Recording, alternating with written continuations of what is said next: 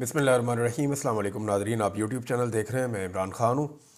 आज बहुत इंपॉर्टेंट ख़बरें हैं। इसमें सबसे पहले इमरान ख़ान साहब ने एक ट्वीट किया, उनका अपना एक स्टेटमेंट है, बड़ा डिटेल स्टेटमेंट है इमरान ख़ान साहब का। लेकिन मैंने एक चीज़ चेक की, क्योंकि मैंने पिछले वीलॉग में आपको एक बात बताई थी, तो फिर फौरी तौर पर मैंने चेक किया कि इमरान ख़ान साहब की पार्टी में जितने भी लोग दावेदार हैं कि वो इमरान ख़ान के साथ खड़े हैं और उसके नज़रिए का साथ नहीं छोड़ेंगे, क्योंकि उन्हें इस बात का पता है कि इमरान खान के साथ रह के ही वो अपनी सियासत बचा सकते हैं।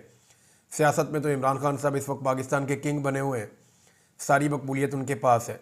आप फ्री एंड फेयर इलेक्शन करवा के देख लें, वो पूरे पाकिस्तान में जो है वो क्लीन स्वीप कर जाएंगे, पूरे पाकिस्तान में इलेक्शन जीत जाएंगे।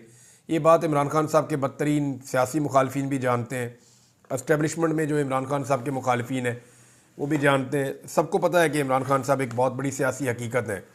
तो इसलिए जो लोग इमरान खान साहब के बयानिए का बोझ नहीं उठा सकते, वो भी इमरान खान साहब को छोड़ नहीं पा रहे और दावे करते हैं कि वो इमरान खान के साथ खड़े हैं।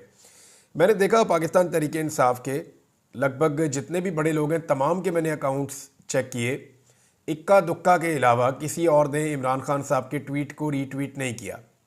हालांकि ज़्यादातर के जो ट्विटर हैं वो हैंडल उनके एक्टिव है। ऐसा नहीं है कि वो 2 दिन या 3 दिन से उन्होंने कोई ट्वीट ना किया हो। ये सारे लोग अपने अपने ट्विटर के ऊपर एक्टिव हैं और कुछ ना कुछ कर रहे हैं। लेकिन इमरान खान साहब के ट्वीट को जानबूझ के उन्होंने रीट्वीट नहीं किया। ये पाकिस्तान की एस्टेब्लिशमेंट का वो दबाव है जिसकी वजह से इमरान खान साहब के अपने उनकी मकबूलियत की वजह से MNA बनने वाले, उनकी मकबूलियत की वजह से सेनेटर्स बनने वाले, MPAs बनने वाले बेशतर लोगों ने इमरान खान साहब के ट्वीट को रीट्वीट किया ही नहीं। आम वर्कर्स करते हैं, यानी अगर आप इस ट्वीट को देखें तो इसको हज़ारों मरतबा लोगों ने रीट्वीट किया है जो इमरान खान साहब ने ट्वीट किया। लेकिन पाकिस्तान तहरीक इंसाफ के जितने इंपॉर्टेंट लोग हैं उन्होंने नहीं किया। यानी मिलियंस के अंदर लोग इमरान खान साहब के ट्वीट को देखते हैं और 13-14 हज़ार लोग अब तक इसको रीट्वीट कर चुके हैं। लेकिन वो लोग जिनको वोट पड़ा इमरान खान के नाम का, जो इक़्तिदार के अंदर पहुंच जाते हैं या जो MNA बन गए, सेनेटर्स बन गए, MPAs बन गए, मिनिस्टर्स बन गए, उन्होंने ज़्यादातर लोगों ने, ज़्यादातर क्या 95% से भी ज़्यादा लोगों ने, अगर मैं 99% कहूँ तो फिर भी गलत नहीं है, जितने लोगों ने इमरान खान से फ़ायदा उठाया और उन्होंने रीट्वीट नहीं किया, इमरान खान के बयानिए का बोझ नहीं उठा सकते। ये मैं आपको पहले दिन से बता रहा हूँ। अब इमरान खान साहब का अगर आप स्टेटमेंट देख लीजिए, और ये हकायक है जो मैंने एक एक करके चेक किए। मैं किसी का नाम लेता जाऊँगा, शर्मिंदा होते जाएंगे बिला वजह। ये लोग, ये बड़े बड़े नाम है, बड़े बड़े तुर्रम खान है, जनाब बड़े चौड़े होकर चलते हैं, लेकिन ये एक ट्वीट को रीट्वीट नहीं कर सकते इमरान खान साहब के। साबिक वज़ीर-ए-आज़म इमरान खान की अडयाला जेल में, और ये कह रहे थे कि इमरान खान का अकाउंट पाकिस्तान लेकर आओ, हम यहाँ से ट्वीट किया करेंगे। इतनी तो औकात नहीं है कि इमरान खान साहब के ट्वीट को रीपोस्ट ही कर दें या उसको रीट्वीट कर दें तो उनका अकाउंट पाकिस्तान ला के इन्होंने खाक चलाना है। ये नहीं चला पाएंगे। इमरान खान के बयानिए का बोझ, इमरान खान ठीक कहते हैं, ये लोग नहीं उठा पाएंगे। अडयाला जेल में मीडिया और वकला से गुफ्तगू में इमरान खान साहब ने कहा कि मैंने अपनी ज़िंदगी में पाकिस्तान में नाफिज किए गए तमाम मार्शल लॉ, यानी अयूब खान, याया खान, ज़िया-उल-हक और मुशर्रफ का मार्शल लॉ देखे हैं। याया खान और ज़िया-उल-हक का मार्शल लॉ पाकिस्तान की तारीख का बदतरीन मार्शल लॉ था, जिसमें जमहूरियत को बिल्कुल रौंद दिया गया था। मुशर्रफ इस हवाले से कदरे लिबरल था। जो कुछ आज मुल्क में जमहूरियत के नाम पर हो रहा है, इसका मवाजना सिर्फ और सिर्फ याया खान के दौर से किया जा सकता है। मार्शल लॉ में सबसे पहले जमहूरियत, आज़ाद अदलिया और आज़ाद मीडिया का गला घोंटा जाता है ताकि आमिर की गलत कारियों पर कोई भी आवाज़ बुलंद करने वाला ना हो। आज़ाद मीडिया चूँकि तनकीद करता है, इसलिए इसकी आवाज़ बंद कर दी जाती है। अदलिया क्योंकि गलत फैसलों पर एक्शन लेने का हक रखती है, इसलिए उसके इख्तियारात भी सलब कर लिए जाते हैं। आज इस जमहूरियत की आड़ में नाफिज इस मार्शल लॉ में ये तमाम फस्ताई हरबे बदरजा अतम मौजूद हैं। ये कैसी जमहूरियत है जिसमें पाकिस्तान की सबसे मकबूल और बड़ी पार्टी के चेयरमैन का नाम तक मीडिया पर लेने पर पाबंदी है।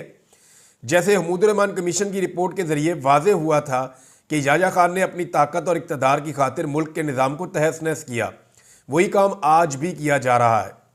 फार्म 47 की बोगस और फ्रॉड हुकूमत को बचाने के लिए तहरीक इंसाफ को मुसलसल कुचला जा रहा है और मुल्क में जमहूरियत, कानून की हुक्मरानी और अदलिया की आज़ादी का जनाजा निकाल दिया गया है।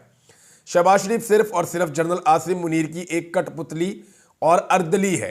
ये अर्दली का लफ्ज़ आपने याद रखना, मैं आगे चल के आपको बताता हूँ। इससे ज़्यादा ताकतवर वज़ीर आज़म तो मुशर्रफ दौर में शौकत अजीज़ था।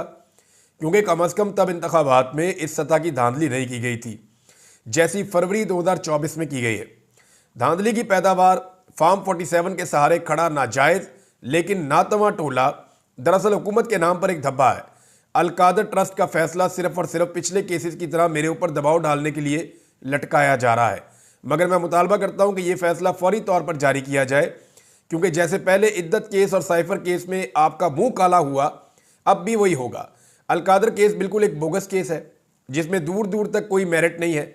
मैंने कोई बिलावल हाउस नहीं बनवाया, बल्कि एक दूर दराज देहात में कौम के बच्चों के मुस्तकबिल की खातिर एक फलाही इदारा कायम किया जिससे मुझे एक रुपए का फ़ायदा नहीं हुआ और ना होना है। अलकादर ट्रस्ट यूनिवर्सिटी भी शौकत खानम और निमल यूनिवर्सिटी की तरह एक अवामी मदद से चलने वाला फलाही इदारा है। मैं वादे तौर पर कहना चाहता हूं कि मैं नवाज शरीफ और जरदारी की तरह NRO नहीं लूँगा और अदालतों से अपने केसेस ख़त्म करवाएंगे। बुशरा बीबी का किसी से कोई राब्ता नहीं है, ये महज प्रोपेगेंडा है। हमारी मुज़ाकराती कमेटी ही इन मामलात को देख रही है। इस्लामाबाद कत्लेआम को 6 हफ्ते गुजर चुके हैं, 40वां हो गया अब तो। हमारे गुमशुदा अफराद को लेकर हुकूमत की तरफ से कोई पेशरफ्त नहीं की गई। ये मुज़ाकरात की कामयाबी में हुकूमत की गैर संजीदगी का मुंह बोलता सबूत है। पाकिस्तान में मईशत का हाल बदतरीन है, ग्रोथ रेट 0 है। मसनूई तरीके से डॉलर को काबू में रखना कोई माशी कामयाबी नहीं होती। मुल्क में तरक्की सिर्फ सरमायाकारी से आती है और सरमायाकारी कभी ऐसे मुल्क में नहीं आती जहां कानून का वजूद ही फौत हो चुका हो, अदालतें आज़ाद ना हो, दहशतगर्दी हो और जहां असल अवामी नुमाइंदगान हुकूमत की बजाय जेलों में हो। ऐसा मुल्क कभी तरक्की कर ही नहीं पाया। ये जनाब इमरान खान साहब ने स्टेटमेंट दिया जो उनकी पार्टी ने डिसोन किया है। डिसोन करने का मतलब यह है कि किसी ने इसको रीपोस्ट ही नहीं किया, तवज्जो ही नहीं दी किसी ने इसके ऊपर। बहरहाल अर्दली का जो लफ्ज़ इमरान खान साहब ने इस्तेमाल किया, आप अंदाज़ा करें कि ये ऐसा शख्स है कि जेल से एक लफ्ज़ बोलता है और उसके ऊपर आर्टिकल्स लेके जाते हैं। ये अर्दली होता कौन है? देखें, इमरान खान साहब और बहुत सारे लफ्ज़ इस्तेमाल कर सकते थे, बूट पॉलिश वो करते रहते हैं, चेरी ब्लॉसम उन्होंने किया, उन्होंने वो गुलाम कह सकते हैं, मुलाजिम कह सकते हैं, लेकिन उन्होंने आर्मी चीफ का अर्दली करार दिया शहबाज शरीफ को। तो अर्दली कहते हैं जनाब, ये बैटमैन टाइप के लोग होते हैं। यानी ये बरतानिया से इस्तलाह आई थी, जब बरतानवी फ़ौज जहाँ जहाँ जाती थी फिर उसके साथ उनका वो कल्चर भी जाता था। वो ये करते थे अपने फ़ौजी अफसरान के साथ जो है ना वो ज़ाती मुलाजमीन रखते थे। ये फ़ौजी ही होते थे, इन्हें यूनिटों से इधर उधर से चुना जाता था। तो ये जो फ़ौजी अफसरान हैं उनके जूतों का, उनकी वर्दी का, उनकी ज़ाती चीज़ों का ख्याल रखते थे, खाने पीने का, तो उनकी खिदमात सर अंजाम देते थे। तो आज भी जो है वो पाकिस्तान के अंदर ये कल्चर है, इंडिया में भी ये कल्चर है कि फ़ौजी अफसरान के साथ उनके अर्दली होते हैं। तो शहबाज शरीफ को जो है इसीलिए इमरान खान साहब ने अर्दली का खिताब दिया है और बड़ी एक टेक्निकल इस्तेलाह इस्तेमाल की है ताकि जो है इसको वो सब लोग भी समझ जाएं जो अर्दली को जानते हैं कि अर्दली एक्चुअली होता क्या है। मुज़ाकरात की जो है वो कोशिश की जा रही है किसी तरह मुज़ाकरात नाकाम हो जाए, लेकिन ज़रूरी ये है हुकूमत के लिए कि अगर ये मुज़ाकरात नाकाम हो जाएं तो इन्हें पाकिस्तान तहरीक इंसाफ पे ही डाल दिया जाए और तहरीक इंसाफ के जो लोग हैं वो इसमें मदद करेंगे हुकूमत की, क्योंकि हर चीज़ में उन्होंने मदद की। आप देखें ना, अभी तक FIR दर्ज नहीं हुई, साने है 26 नवंबर की, कुछ किया ही नहीं पाकिस्तान तहरीक इंसाफ ने।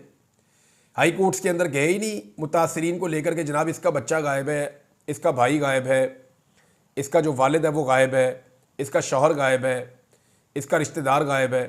रिश्तेदारों को लेकर आते इस्लामाबाद हाई कोर्ट में, कहते जनाब यहाँ से बंदे गवाह हो गए, मिल ही नहीं रहे, जिंदा है मुर्दा है, बताएं हमें कहाँ पे हैं। तो कुछ किया ही नहीं। CCTV फुटेज के बारे में हम पहले दिन से चला रहे हैं, बोल रहे हैं, अभी तक किसी ने इसके ऊपर बात ही नहीं की, रोला ही नहीं डाला। अंग्रेज़ी के अंदर प्रेस कॉन्फ्रेंसेस करनी चाहिए थी, इक्का दुक्का चीज़ें करके तो फिर दौड़ गए, किसी ने कुछ किया ही नहीं। तो पाकिस्तान तहरीक इंसाफ की जो एफर्ट है 26 नवंबर के हवाले से वो बड़ी कमज़ोर है और अभी आने वाले दिनों में आपको दिखाई देगा कि इस हुकूमत ने कितने अच्छे तरीके से टैकल किया 26 नवंबर को। मेरी इन्फॉर्मेशन के मुताबिक कुछ जाली गवाह अब पैदा किए गए हैं जो सोशल मीडिया के ऊपर और मीडिया के ऊपर आकर ये सारा प्रोपेगेंडा करेंगे कि जी हम वहाँ खड़े थे, कोई गोली नहीं चली, हमने देखा जी किसी के पास हथियार नहीं था, हम इस बात के ऐनी शाहिदीन है जनाब, कोई गोली नहीं चल रही थी, कोई हथियार नहीं था। चीज़ें क्योंकि पुरानी हो रही है ना, हमारी कौम को भूलने का मर्ज भी है, तो बड़े तरीके से ज़बरदस्त तरीके से हैंडलिंग करते हुए हुकूमत ने अब अपना एक पूरा नैरेटिव बनाया। अब ये भी सहाफ़ी आकर कहेंगे जनाब हम तो डॉक्टरों को मिले, अस्पतालों में मिले, सवाल ही पैदा नहीं होता, डॉक्टर तो कह रहे हैं यहाँ पे ज़ख्मी आया ही कोई नहीं। थोड़े दिनों में आपको डॉक्टर्स भी तैयार मिल जाएंगे, वो भी कहेंगे उस रात में ड्यूटी कर रहा था और मैं सुबह तक वहाँ पर रहा, टोटल इतने बंदे आए और उनको मामूली जख्म थे, हमने मरहम पट्टी करके उनको भेज दिया, तो बुलेट इंजरीज तो थी नहीं। तो इस तरह के स्टेटमेंट्स आपको आने वाले दिनों में सुनने को मिलेंगे। हुकूमत की तरफ से पूरी कोशिश की गई, उन्होंने एफर्ट किया है इस पर। पाकिस्तान तहरीक इंसाफ ने बिल्कुल एफर्ट नहीं की, लेकिन हुकूमत की तारीफ करनी चाहिए कि इतना बड़ा जुल्म और जबर होने के बावजूद उन्होंने देर रात लगाकर इसके ऊपर एफर्ट की और इस चीज़ को नीचे ले जाने की बहुत कोशिश की, जिसमें वो कुछ हद तक कामयाब भी हुए हैं। अगर ओवरसीज़ पाकिस्तानी या पाकिस्तान तहरीक इंसाफ का सोशल मीडिया या मीडिया के ऊपर मौजूद कुछ दोस्त आवाज़ ना उठाते, यानी जैसे कि इस्लामाबाद में जो सहाफ़ी मौजूद थे वो अगर आवाज़ ना उठाते, जो सोशल मीडिया को स्पेशली कवर करते हैं, तो ये मामला कब का दब के ख़त्म हो जाता। इसको कोई याद भी ना रखता, कोई गवाही भी मौजूद ना रहती। तो इंटरनेशनल मीडिया ने, सोशल मीडिया ने, ओवरसीज़ पाकिस्तानियों ने और वो मीडिया जो इस्लामाबाद में डिजिटल जर्नलिज्म करता है, उन तमाम लोगों ने इस मसले को उठाया। वरना अब तक तो ये फारिग हो गया था, पाकिस्तान तहरीक इंसाफ पे रहता तो ये कुछ भी इसका ना बनता। हुकूमत कोशिश कर रही है कि मुज़ाकरात किसी तरह नाकाम हो, लेकिन उसका मलबा इमरान खान साहब पे पड़ जाए। दूसरी जानिब पाकिस्तान तहरीक इंसाफ भी ये कह रही है कि हम मुज़ाकरात पूरी कोशिश करेंगे कि कामयाब हो जाए। देखें, वो कहते हैं तहरीरी तौर पे लेकर आओ। हुकूमत के साथ तहरीरी मुआहदे करने का मतलब ये है कि हुकूमत को लेजिटिमेट तस्लीम करना, जो ये पाकिस्तान तहरीक इंसाफ करना नहीं चाहती, लेकिन मुज़ाकरात भी इसी हुकूमत से करने हैं, क्योंकि अर्दली भी यही हुकूमत है। यानी अगर आपने ऑफिसर से बात करनी है तो अर्दली के जरिए से ही हो सकती है। और इस वक्त जो एस्टेब्लिशमेंट है वो तो सामने कभी भी उन्होंने आने की जरूरत नहीं की, वो कभी भी सामने आ नहीं सकते। जब सामने आना हो तो वो मार्शल लॉ ही लगा देते हैं। लिहाजा वो अपने आप को एस्टेब्लिशमेंट पीछे रख रही है और उन्होंने अपने नुमाइंदे आगे किए हुए हैं और वहाँ पे मुज़ाकरात चल रहे हैं। उन मुज़ाकरात के अंदर चीज़ें तय नहीं होनी, जो चीज़ें तय हो चुकी हैं वो इन मुज़ाकरात के अंदर आनी है, अगर आनी है तो, क्योंकि इनकी ये कैपेसिटी नहीं है। हुकूमत पूरी कोशिश करेगी कि मुज़ाकरात किसी तरह नाकाम हो जाए और वो मैक्सिमम टाइम के लिए इमरान खान साहब को जेल में रख सके। लेकिन जो आलमी दबाव आ रहा है उसका क्या किया जाएगा? अभी अमेरिका की तरफ से डोनाल्ड ट्रंप की हुकूमत सिर्फ आनी है और कनाडा में, क्योंकि वहाँ पे कुछ इख्तलाफात थे, अमेरिका की नई जो एडमिनिस्ट्रेशन आ रही है उनके, तो जस्टिन ट्रूडो ने इस्तीफ़ा दे दिया है और ऐलान कर दिया है कि नए वज़ीर आज़म का इंतखाब हो जाएगा और मार्च में गालिबन असम्बलियाँ भी तहलील कर दी जाएगी। तो ये आप इसके इम्पैक्ट आप देख सकते हैं ना कि एक वज़ीर आज़म तो गया, तो पाकिस्तान जो है वो कैसे सर्वाइव करेगा, या पाकिस्तान की एक जाली हुकूमत कैसे अपने आप को बचाएगी जो बाइडन के बगैर, एक बड़ा सवाल है। तहरीक इंसाफ की जो प्लानिंग है वो ये है कि वो ये चाहते हैं कि अवामी ताकत के साथ वो तब्दीली लेकर आए।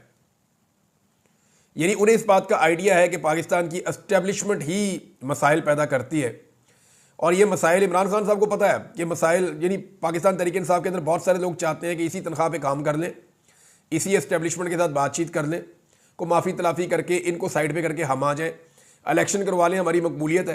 तो पाकिस्तान तो फिर ऐसे ही चलेगा। फिर जब एस्टेब्लिशमेंट का दिल करेगा, आप बात नहीं मानेंगे, वो आपको उठा के बाहर फेंक देंगे। और फिर जब नई हुकूमत आएगी, वो एस्टेब्लिशमेंट को उन पर गुस्सा चढ़ेगा, बात नहीं मानेंगे, उनको उठा के बाहर फेंक देंगे। तो जैसे 70 साल से पाकिस्तान चल रहा है, आगे भी वैसे ही 70 साल और चलता रहेगा। तो पाकिस्तान एक इंच भी आगे नहीं बढ़ पाएगा। इमरान खान साहब इस नतीजे पे पहुंच गए हैं कि मुझे हुकूमत मिलती है या नहीं मिलती, कम से कम लोगों को तो बता दें पाकिस्तान का असल मसला क्या है। और वो उन्होंने काफ़ी हद तक लोगों को बता भी दिया है कि पाकिस्तान के मसाइल का असल जो जड़ है वो पाकिस्तान की एस्टेब्लिशमेंट में है, कि एस्टेब्लिशमेंट के गलत फैसलों की वजह से जंगों के फैसले गलत किए, दहशतगर्दों को लाने का फैसला गलत किया, सियासतदान जो है उनको बनाने का फैसला गलत किया, कारोबार करने के फैसले गलत किए, इकॉनमी के फैसले गलत किए, दाखिला फैसले गलत किए, खारजा फैसले गलत किए। तो हमारी एस्टेब्लिशमेंट के गलत फैसलों का हम खुमियाजा भुगत रहे हैं और पाकिस्तान इतना पीछे इसलिए रह गया कि इसके ऊपर एस्टेब्लिशमेंट के फैसले जो हैं वो मुसल्लत किए गए हैं। सलमान अकरम राजा साहब ने दावा किया कि इमरान खान साहब खुद बाहर नहीं आना चाहते। वो ये चाहते हैं कि पहले उनके जितने वर्कर्स हैं वो सारे रिहा हों, पहले उनके वर्कर्स बाहर आए। देखें, आप अगर नवाज शरीफ से मुवाजना करें या आसफ अली जरदारी से, क्या उन्होंने कभी पता भी किया कि उनकी पार्टी के कितने लोग गिरफ्तार हैं जब उनकी डील हो रही थी?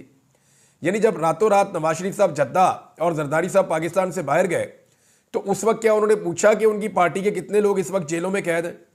किसी ने भी नहीं पूछा। ये जब भी डील करते हैं तो अपनी ज़ाती डील करते हैं, कारकुनों को भूल जाते हैं। लेकिन इमरान खान साहब जेल से बैठकर ये कह रहे हैं कि जनाब मैं बाद में आ जाऊंगा, पहले मेरे कारकुनों को सबको रिहा किया जाए। और राणा सनाउल्लाह साहब ने इसकी गवाही दी। उन्होंने कहा जी फेयर बात करनी चाहिए, और फेयर बात यह है कि पाकिस्तान तहरीक इंसाफ ने इमरान खान की रिहाई की बात नहीं की, वो कारकुनों की रिहाई की बात करते हैं पहले कि जनाब पहले कारकुनों को रिहा किया जाए क्योंकि इमरान खान साहब का ये हुक्म है, और उसके बाद जो है वो इमरान खान साहब की रिहाई की बात होगी। तो राणा सनाउल्लाह साहब शदीद मुखालफत के बावजूद उन्होंने भी गवाही दी है कि बात ठीक है कि इमरान खान साहब को अपनी रिहाई की फिक्र नहीं है, वो बहादुरी के साथ जेल काट रहे हैं। और ये राणा साहब पहले भी कह चुके हैं कि हमें अंदाजा नहीं था कि इमरान खान इस तरीके से बर्दाश्त कर सकेंगे। नैब कोर्ट के हवाले से नाजरीन देखें ना, जो जज नासिर जावेद राणा साहब है ये छुट्टी पे चले गए और इमरान खान साहब का जो फैसला सुनाया जाना था 6 तारीख को कल, वो फिर नहीं सुनाया गया। अब मामला ये है कि इमरान खान साहब के जो वकील हैं उस्मान रियाज गिल साहब, वो ये कहते हैं कि रजिस्ट्रार से जब हमने रब्ता किया तो उसने लाइलमी का इजहार किया, यानी अदालती अमले को नहीं पता था कि जज छुट्टी पे जा रहे हैं।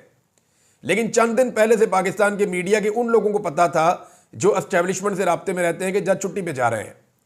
यानी मुझे तो ऐसा लगता है कि जज को भी नहीं पता था कि मैं छुट्टी पे जा रहा हूं। तो जज को बाद में बताया गया, पहले मीडिया को बता दिया गया कि जज छुट्टी पे जा रहा है, फिर बाद में जज को बताया गया जनाब आप छुट्टी पे जा रहे हैं। तो जज साहब छुट्टी पे चले गए और फिर इमरान खान साहब का फैसला मुअख्खर हो गया।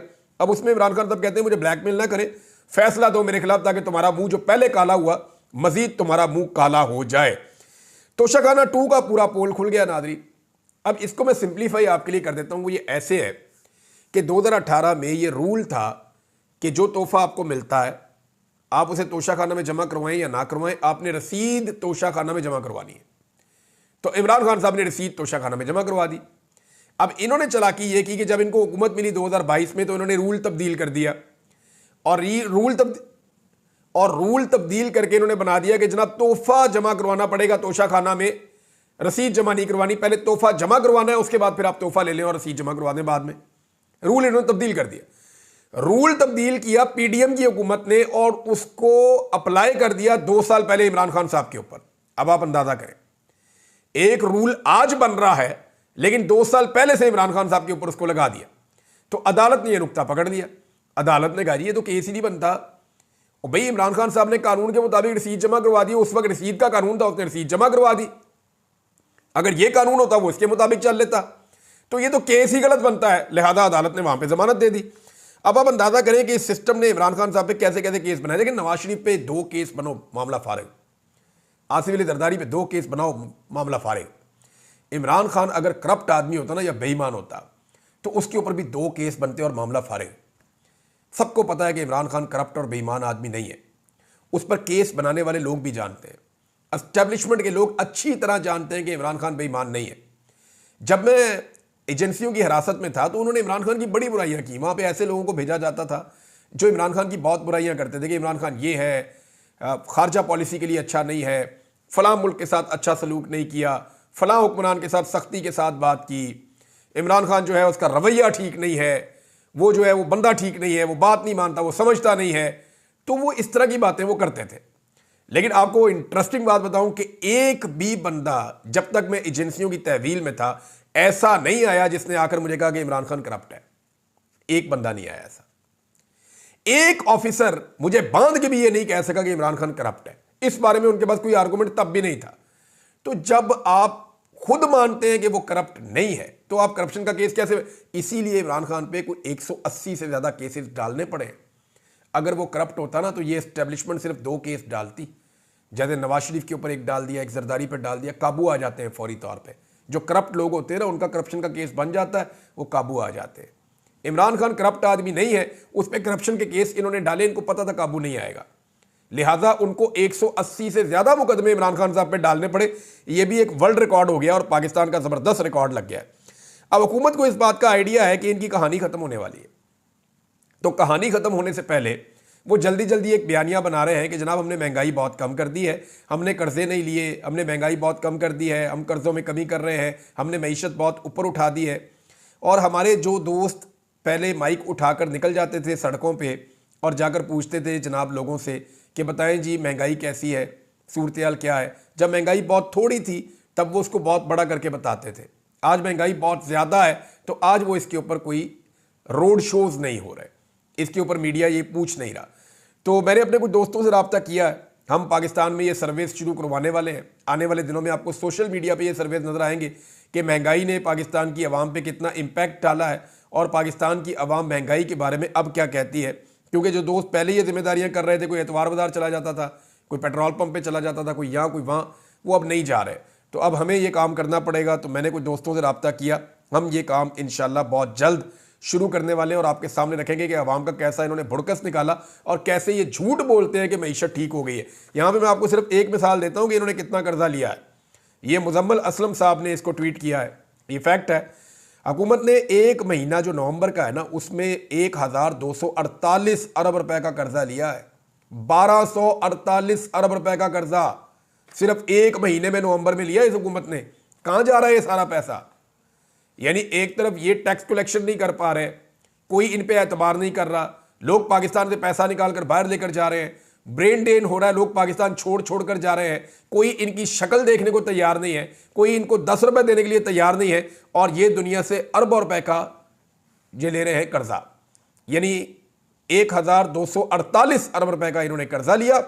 खैबर पख्तूनख्वा हुकूमत ने 77 साल में मजमूई तौर पे 725 अरब रुपए का कर्जा लिया।